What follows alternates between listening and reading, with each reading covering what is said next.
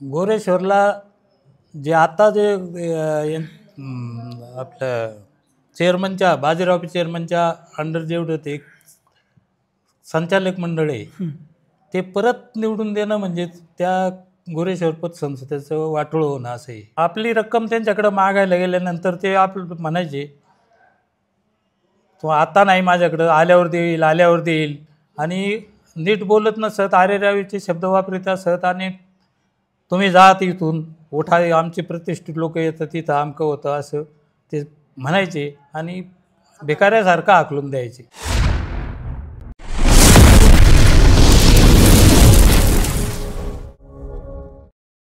नमस्कार, मी केतन येवले आणि तुम्ही पाहताय संवाद महाराष्ट्राचा न्यूज चॅनल. आज मी ज्या व्यक्तिमत्वाला भेटण्यासाठी आलेलो आहे ते आहेत माजी विस्तार अधिकारी मुळे साहेब. आणि एक आपण जर पाहिलं शिक्षण क्षेत्रामध्ये काम करणारे एक हुशार व्यक्तिमत्व, ते सेवानिवृत्त झाले. सेवानिवृत्त झाल्यानंतर एक बाबा शिक्षकांनी स्थापन केलेली एक सहकारी बँक, खरं तर सहकार चळवळ कशासाठी उभी झाली किंवा कशासाठी उभी राहिली तर एक सामान्यांना आधार मिळावा. कारण आपण जर पाहिलं तर ग्रामीण भागातल्या लोकांना मोठ्या बँकांमध्ये पायही ठेवून दिला जात नव्हता. म्हणून खरं तर 1906 साली सहकाराची स्थापना झाली आणि तिथून पुढं संपूर्ण महाराष्ट्रामध्ये सहकाराचं जाळं, संपूर्ण देशभर सहकाराचं जाळं विणलं गेलं.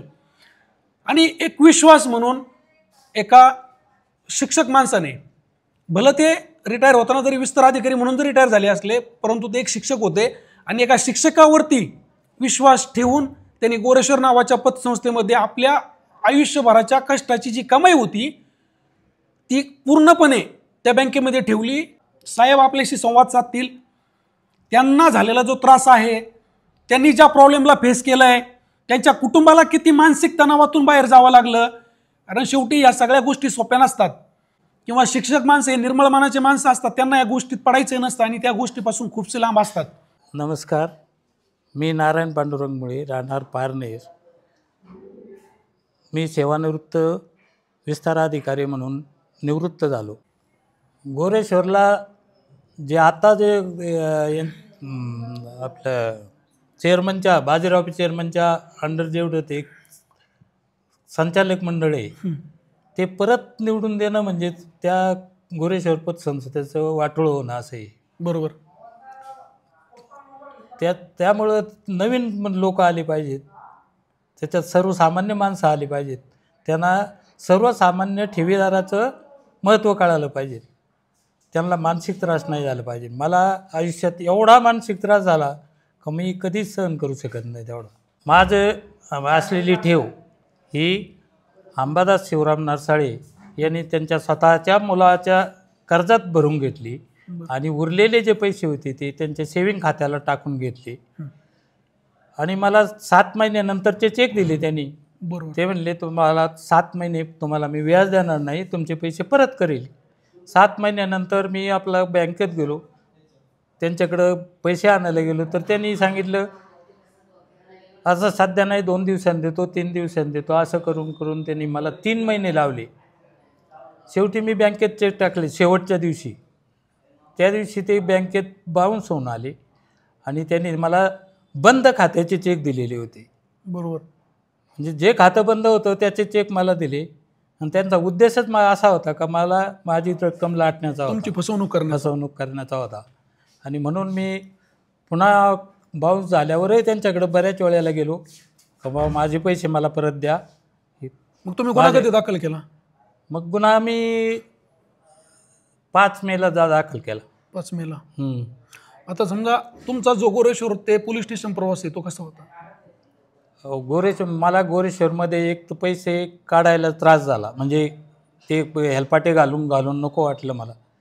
त्यानंतर ते ज्या वेळेला म्हटले ना मी पैसे ज्या वेळेला येतील माझ्याकडं त्यावेळेला तुम्हाला देईल, तोपर्यंत माझ्याकडे यायचं नाही.